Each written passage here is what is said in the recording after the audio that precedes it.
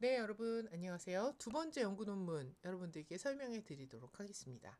제목은요, 교수 명시성 정도와 영어 능숙도 수준이 중학교 영어학습자의 연어학습에 미치는 영향으로 김명진, 이상기 연구자가 2019년도에 발표한 논문입니다. 자, 내용을 한번 보도록 하겠습니다. 자, 이렇게 시작합니다. 국제사회에서의 영어의 중요성이 커지면서 효과적인 의사소통을 위해서 어휘학습이 중요해졌다 라고 이야기를 하고요. 어휘학습 방식은 어휘에 대한 이해 관점에 따라 달라지며 명시적 교수와 암시적 교수는 각기 다른 학습 철학을 반영한다. 그러니까 명시적 교수, 암시적 교수를 배경으로 하고 있는 language teaching approach가 다르다라는 이야기겠죠. 자, 세 번째는 지금까지 국내에서는 문법 영역에서 교수 명시성의 연구가 활발했으며 그 연구 결과 명시성이 높을수록 효과성도 크다는 결과가 밝혀졌다라고 언급하고 있습니다. 자, 그래서 과연 어휘 학습에도 이것을 적용했을 때 어떤 결과가 나올 것이냐라는 관점에서 이 연구가 설계된 것 같습니다. 자, 연구 목적은 다음과 같습니다. 자, 제일 첫 번째가 이제 연구 목적을 밝힌 문장인데요. 한번 볼게요. 본 연구는 어휘학습 중에서도 특히 연어, 콜로케이션을 중심으로 교수 명시성의 정도에 따른 다양한 교수 방법이 학습 결과에 어떤 영향을 미치는지 살펴본다. 자, 여러분들 이 문장이 세 줄이 못 되는 한 문장으로 되어진 문장입니다. 자, 그러면 여러분들 제가 시간을 3초를 드릴 테니까요. 여기서 두 가지 중요한 키워드를 한번 찾아보세요. 자, 하나, 둘, 셋. 자, 여러분들 찾으셨나요? 자, 이 연구는 콜로케이션을 학습자들한테 가르치는 연구예요. 어휘 영역에 있어서 콜로케이션을 가르친다라고 보시면 되고요. 그리고 어떻게 가르치냐? 교수 명시성 정도를 다르게 해서 가르친다라는 것입니다. 그러니까 우리가 이 본격적으로 내용을 보기 이전에 이 문장만 봐도 학생들한테 언어를 가르칠 건데 어떻게 가르칠지는 모르겠지만 명시성의 정도를 달리한 그룹을 나눠서 가르치지 않을까라는 추측을 우리가 한번 해볼 수 있겠죠. 자, 첫 번째 연구 문제 한번 볼게요. 중학교 영어학습자의 연어학습에 있어 교수 명시성 정도와 영어 능숙도 수준이 미치는 생산적 지식 측면에서 단기 및 장기 효과는 어떠한가? 네. 생산적 지식 측면에서 이렇게 명시성과 프로피션시 레벨을 나누어서 가르쳤을 때 명시성 정도를 한번 살펴보았더니 교수 명시성 정도를 다르게 해서 한번 연구를 진행해 보았더니 학습자들이 생산적 지식 어떻게 다르게 나타나는가? 두 번째는요. 중학교 영어학습자의 언어학습에 있어 교수 명시성의 정도와 영어 능숙도 수준이 미치는 수용적 지식 측면에서 단기 및 장기 효과는 어떠한가? 세 번째는요.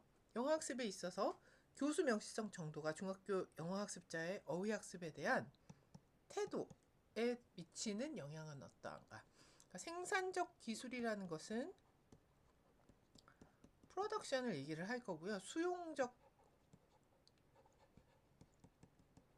지식이라는 것은 리셉션을 이야기를 하는 것 같죠? 한번 이제 뒤를 보면서 이 추측이 맞는지 한번 다시 짚어보도록 하겠습니다. 자, 이론적 배경은요, 크게 두 가지로 나눠서 설명을 하고 있습니다. 자, 첫 번째, 네, 아까 우리가 연어와, 네, 그 교수 명시성 정도, 그게 중요한 키워드가 된다고 리서치 퍼포스 슬라이드에서 첫 번째 문장에서 우리가 키워드를 뽑아왔잖아요. 그렇기 때문에 이론적 배경도 명시적, 암시적 어휘 학습 첫 번째 포인트고요. 두 번째는 연어, 콜로케이션이라는 주제로 이제 이론적 배경을 정리를 하고 있습니다. 자, 이론적 배경은 첫 번째 명시적 관점에 대해서 이야기를 합니다. 어휘를 명시적으로 가리킬 때 어휘의 의미와 형태를 함께 명시적으로 제시하고 단어 목록을 사용해서 반복 학습, 레피티션 시키는 거죠. 이렇게 하는 것이 학습에 있어서 효과적이다라는 연구들이 있었다라고 합니다. 자, 어휘를 가르칠 때는요, 그냥 어휘라는 것이 형태, 의미, 기능 이 세 가지를 모두 통합적으로 가르치는 것이기 때문에 이것을 명시적으로 어떤 어휘에 대한 이런 세 가지 요소들을 제공을 할 때 학습자들의 노티싱 이게 이제 학습의 과정에서 일어나는 거잖아요. 저게 뭐지? 하고 이제 주목하게 된다는 거죠. 그리고 그런 것들이 반복적으로 일어날 때 지식의 내재화, 그 학습자가 받아들인 노티싱 된 그런 항목들이 자기의 머리로 들어가서 인터널라이제이션 된다라는 관점입니다. 자, 그러면 암시적 관점은 무엇일까요? 자, 여기서 암시적 관점은요, 어휘는 문맥으로부터 의미를 추론할 수 있다는 관점입니다. 자, 그러면 어떻게 가르쳐야 될까요? 다양한 맥락을 제공해야 되겠죠. 근데 한 번, 두 번 가르쳐서 될까요? 아니죠. 엄청 많은 축적된 경험, 여러 번 가르쳐야 된다라는 것이에요. 자, 그래서 주로 배경이 되고 있는 어떤 가설은 우현적 어휘학습 가설입니다. Incidental Vocabulary Learning Hypothesis. 그러니까 이런 어떤 리딩 지문, 리딩 패시지 아니면 그냥 뭐 책이 될 수도 있고요. 다양한 일기 자료들 이런 것들을 활용해서 가르치면 학습자들이 모르는 단어들이 이제 왕왕 있을 겁니다. 그러면 이것을 이 글 안에서 과연 내가 이 단어의 뜻을 정확히는 모르더라도 앞뒤의 문맥을 통해서 유추해낼 수 있고 그것들이 여러 번 반복이 될 때 무연적 어휘학습 단어를 자연적으로 픽업 할 수 있다는 표현을 쓰기도 하거든요. 네, 이런 것들로 어휘를 가르치는 것이 암시적 관점입니다. 그래서 우리가 이런 다양한 리딩 자료들을 활용하는 것, 다독, extensive reading 이런 것을 할 때 우리가 암시적 어휘 학습과 연결지어서 가르쳐 볼 수 있다라고 다독을 활용하면 암시적 관점의 어휘 학습이 가능하다라고 설명하고 있었습니다. 자, 그런데 뭐 암시적도 좋고 명시적도 좋습니다. 그렇지만 우리는 그것들을 융합해 보는 것은 어떨까라는 관점이에요. 우연적 어휘 학습을 가능케 하기 위해서는 충분한 수준의 어휘 능력이 전제가 된다. 자, 우연적 어휘 incidental vocabulary learning. 아까 방금 incidental learning이 일어나기 위해서는 충분한 그 인풋이 들어와야 된다는 거예요. 리딩 인풋이나 vocabulary 인풋이 충분히 들어가야 된다. 그리고 이를 위해서 어느 정도의 명시적 어휘 교수가 필수적이다. incidental vocabulary learning이 일어나기 위해서는 명시적으로 우리가 가르치면 훨씬 더 좋다라는 관점이겠죠. 두 번째, 문맥을 통한 어휘 학습의 가능성에 대해서 목표 어휘에 대한 충분한 수준의 사전 지식이 없는 상태에서 문맥을 통한 어휘의 습득이 쉽지 않을 수 있다라고 설명하고 있습니다. 네. 이런 리딩 패시지 통해서 단어 가르치는 거 좋다. 그렇지만 학습자가 너무 이런 영어 어느 수준의 proficiency 레벨이 아니면 픽업할 수 있는 랭귀지 자체가 없을 수 있다라는 관점일 것 같습니다. 자, 그래서 여기서 하고자 하는 이야기는 암시적 교수법은 사실 쉽지 않다. Incidental Vocabulary이 일어나기 위해서는 좀 어려운 환경이 될 수밖에 없다. 더군다나 EFL 환경일 경우에는 더더군다나 그럴 수밖에 없겠죠. 자, 그래서 학습자들이 어쨌거나 배워야 할 것을 노티싱, 그러니까 노티서빌리티를 높여줄 수 있는 그런 방향으로 수업이 되어야 되는데 이것이 바로 명시적 학습을 통해서 일어날 수 있을 것이다 라는 이야기를 하고 있는 것 같습니다. 자, 그 다음에 두 번째 포인트는요, 콜로케이션입니다. 자, 콜로케이션은요, 코로케이션으로 보시면 됩니다. 그러니까 단어가 함께 같이 붙어 다니는 단어들을 이야기해요. 그래서 a pair or group of words that are often used together. 종종 함께 쓰이는 표현들을 이야기를 하는데 These combinations sounds natural to native speakers. 자, 어떤 조합이든지 그것이 네이티브 스피커한테는 굉장히 내추럴하다, 자연스러운 조합인데 학습자들은 그 짝들, 그 표현들을 익히기 위해서는 우리가 외운다든지 어떤 연습 문제를 풀어봐야 한다든지 그런 노력이 필요한 그런 표현들을 이야기를 합니다. 자, 그래서요, 콜로케이션을 이렇게 그레이드로 나누어 볼 수 있는데요. 콜로케이션도 strong 콜로케이션 쪽으로 가면은 완전 픽스드 되는 표현들. 이거 아니면 같이 못 써 하는 이디엄, 여러분들 이디엄 많이 외우셨죠? 옛날에 중고등학교 때 이런 이디엄들은 fixed expression이고요. 콜로케이션은 같이 써도 되고 떨어져서 다른 애들하고 써도 되고 약간 그런 것들도 있습니다. 그리고 콜로케이션이 굉장히 약해졌을 때를 free combination이라고 지칭을 합니다. 자, 이런 것들이 여러분 콜로케이션의 예시들이에요. 그래서 형용사, 명사, 명사, 명사, 동사, 형용사, 명사, 동사, 부사, 부사, 형용사, 동사, 전치사, 명사 이렇게 다양한 조합으로 콜로케이션들을 우리가 grammatical form으로 보자면 이렇게 생각할 수 있는데요. 예시 표현들을 보면 huge profit, 우리가 large profit이라고는 이야기를 안 하죠. pocket calculator, 네.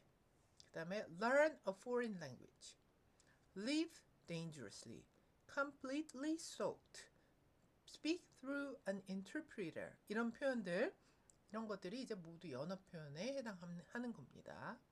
자, 본 연구에서 이제 본격적으로 어떻게 연구를 설계를 했는지 그것을 설명하고 있는 연구 방법 한번 보겠습니다. 자, 연구 방법에요. 제일 먼저 기술되는 것은요, 여러분들 연구 참여자입니다. 자, 중학교 3학년 69명으로 이루어져 있고요.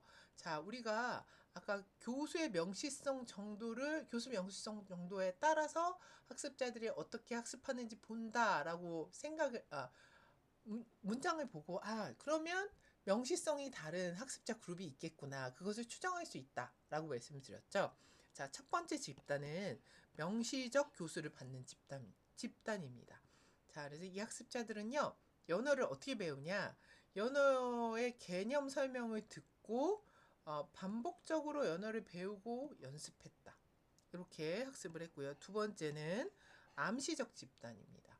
자, 여러분들 우리가 앞에 암시적 집단의 예시가 extensive reading 같은 게 있을 수 있다 했었죠. 그리고 맥락이 있어야 되고 이것들이 이제 어느 정도 장시간 노출이 돼야 되는 오랜 시간에 걸쳐서 반복적으로 일어나야 하는 그런 학습으로 인해서 우리 학습자들의 인터널라이제이션 시킬 수 있을 것이다 라는 포인트를 이야기를 했었는데, 네, 여기에 보시면요, 연어가 포함되어 있는 내용이 다른 리딩 지문을 줍니다. 아니나 다를까, 네, 리딩을 활용을 하네요.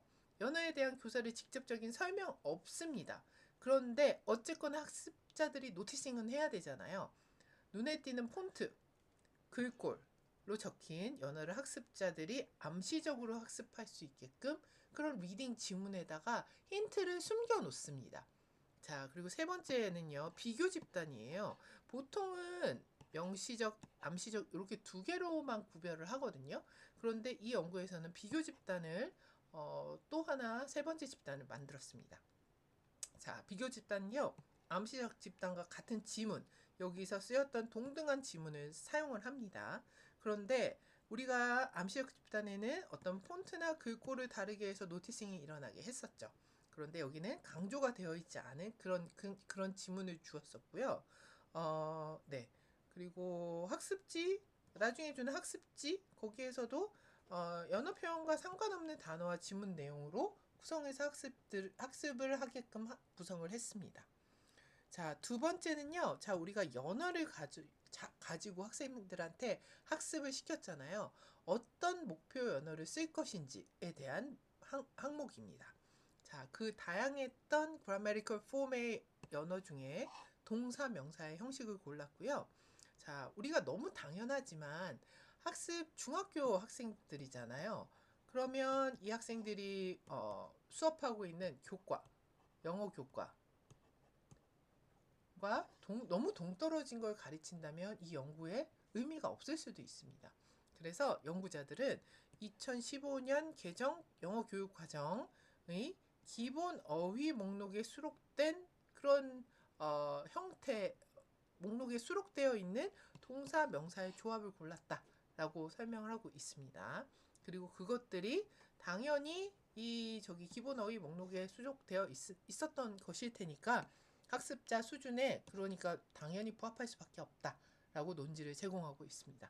그래서 목표 연어들은 각각 1, 2차 시에 8개, 3, 4차 시에 8개 이렇게 학습했네요. 그러니까 한 차 시당 평균 4개라고 보시면 될 것 같아요. 자, 그리고 세 번째 연구 도구입니다. 자, 어떤 자료들을 어떻게 모아서 쓸 거니? 라는 것인데요. 왜 그것을 쓰니? 라는 관점입니다.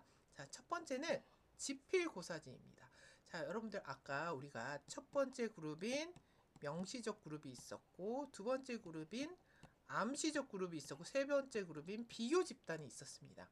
자, 그렇다면 이 A, B, C, 1, 2, 3 세 개의 다른 그룹들로 우리가 실험을 하는 거란 말이에요. 그런데 이 학습자들이 랜덤 샘플링, 랜덤하게 뽑혔을 거고 아마 1, 2반은 6반을 가지고 이제 수업을 했다라면 1, 2반은 명시적으로 가르치고 3, 4반은 암시적, 5, 6반은 비교 집단 이렇게 가르치셨을 거예요. 그런데 우리가 동질성 검사를 하는 이유는요. 과연 1, 2반에 너무 잘하는 아이들이 다 몰려 있으면 명시적 결과가 확 올라갈 수가 있겠죠. 3, 4반에 너무 영어를 못하는 애들이 있어요. 그러면 암시적 결과가 너무 안 좋게 나올 수밖에 없겠죠. 그렇기 때문에 이 개별 실험 집단이 동질한 학생들로 구성되어 있다라는 것을 우리가 확인할 수 있는 것이 동질성 검사입니다. 주로 영어 능숙도 이런 것들을 확인을 하고 더러 기본적인 질문으로 그동안 영어 공부를 어떻게 해왔느냐, 뭐 사교육으로 영어를 어떻게 공부하고 있느냐, 외국에서 영어 공부한 경험이 있느냐 이런 설문 문항을 하기도 합니다. 자, 두 번째는요, 연어 능력 검사지입니다. 이거는 실험 이제 그 수업이 다 진행되고 나서 하는 검사겠죠. 그래서 실험의 처치의 효과를 알아보기 위함이라고 되어 있는데 아까 우리가 생산적 지식, 수용적 지식 이 두 개를 본다고 연구 질문에 명시된 게 있었습니다. 자, 생산적 지식은요, 과연 무엇을 보는 건가 하면요, 목표 연어를 잘 활용해서 의사 표현을 할 수 있는가, 즉 아까 얘기했었죠? 프로덕션과 연관된 항목들인 것 같아요. 그래서 조금 더 네, 자세히 보면 문장 속에 빈칸에 알맞는 말 적기 이것으로 체크를 했고요. 수용적 지식 얘는 리셉션이었죠. 자, 목표에 대한 이해를 잘 했는지 이것을 체크하는 항목이었습니다. 자, 그래서 이것은 문장 속 빈칸에 주어진 세 개의 동사들 중 맥락에서 적절한 것을 골라서 그것을 넣는 그런 문제였습니다. 자, 여러분들 학습자들이 수용적 지식을 이해를 할 수 있다는 것은 그것에 대한 날리지를 잘 가지고 있느냐 그것을 테스트한 것이기 때문에 수용적 지식은 이렇게 문제가 출제가 되었고요. 그리고 우리가 연어가 아까 동사 플러스 명사 조합이었죠. 그래서 동사들을 물어보는 퀘스천들이 있었던 것 같습니다. 자, 그리고 연구 절차 다음과 같습니다. 4주차에 걸친 총 16개의 목표 언어를 학습을 했는데요. 명시적 집단은 어떻게 배웠느냐? 목표 연어의 의미를 예시 문장 함께 명시적으로 제시했고요. 그것을 예시 문장하고 아마 교수자 인스트럭션이 있었겠죠. 연결하기, 문장 완성하기, 오류 수정하기 이런 활동을 시켰고 마지막으로 연어 맞추기 게임을 했다고 합니다. 그래서 이런 것들이 명시적 집단 학습자들이 받았던 워크시트였습니다. 자, 두 번째 암시적 집단은요. 목표 연어가 포함된 두 개의 서로 다른 읽기 자료 아까 가지고 학습한다고 그랬었잖아요. 글자 크기, 폰트 이런 것들을 조정해서 주었습니다. 그래서 프리-태스크, 태스크 사이클, 포스트-태스크 이렇게 3단계에 걸쳐서 리딩을 학습을 했습니다. 그래서 요게 그 리딩 지문이에요, 여러분들. 근데 여기 보시면 네, 글씨체도 다르고 글자 크기도 다르고 볼드체로 되어 있는 거 보이시죠? 자, 이게 암시적 학습 방법입니다. 자, 비교 집단은 암시적 집단에서 활용된 읽기 자료를 동일하게 읽었고요. 근데 연어가 이제 볼드체로 되어 있거나 그렇게 새로운 어떤 표시가 되지는 않았고요. 태스크 사이클에서도 그냥 학습자들이 지문을 읽고 이해도 문제 풀기 이 정도만 하고 넘어갔다고 합니다. 자, 이게 그 지문입니다. 여러분들 보시다시피 어떠한 볼드체나 뭐 그 폰트가 다르다거나 그런 것들 전혀 느끼실 수가 없죠. 자, 그 다음에 이제 자료 분석입니다. 자료를 어떻게 분석을 했느냐. 데이터 어널리시스 부분이거든요. 자, 첫 번째, 아까 우리 동질성 테스트 했었죠. 동질성 테스트 결과를 한번 보았고요. 두 번째, 목표 연어에 대한 사전 지식 수준 이것을 검사했습니다. 자, 아마 이것도 이제 둘 다 동질성 테스트 관련이 아니었을까 싶습니다. 그리고 사후평가 이것은 이제 어떤 워크시트나 모든 실험이 끝나고 나서 프로덕션, 리셉션 측면에서 학생들을 테스트한 거고요. 자, 2주 후 지연 사후평가라고 있습니다. 여러분들 당연히 우리가 학생들한테 막 뭘 가르쳐요. 그리고 그 가르치는 게 끝나자마자 학습자들을 테스트를 하면 아이들이 시험을 잘 보겠죠. 그런데 지연 사후평가 이게 사후평가를 포스트 테스트라고 그러거든요. 그런데 지연 사후평가는요. delayed post 테스트라고 부릅니다.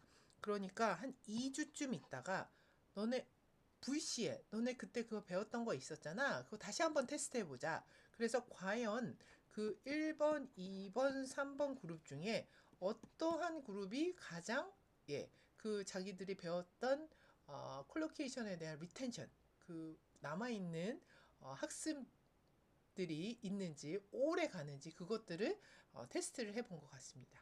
자, 여기까지 간단하게 연구에 대한 소개였었고요. 자, 이제 포커스 퀘스천입니다. 자, 여러분들 제가 서두에 명시적, 암시적 방법에 대해서 이야기를 하면서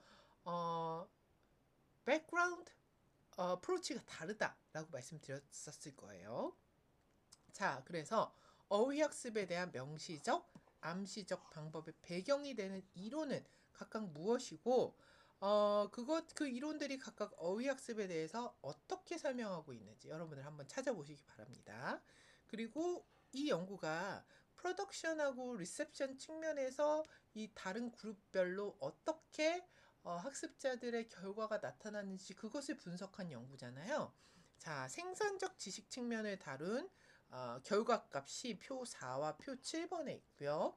그 다음에 수용적 지식 측면을 표 10과 표 13에서 보여주고 있습니다. 그래서 여러분들이 그 표를 한번 보시고 그 관련 글들을 읽어보시고 어떠한 학습 집단, 그러니까 명시적 집단, 암시적 집단, 그리고 비교 집단 이 세 집단 중에서 어떤 집단이 가장 효과적으로 연어를 학습했는지 찾아서 한번 그 내용들을 기술해 보시면 좋을 것 같습니다.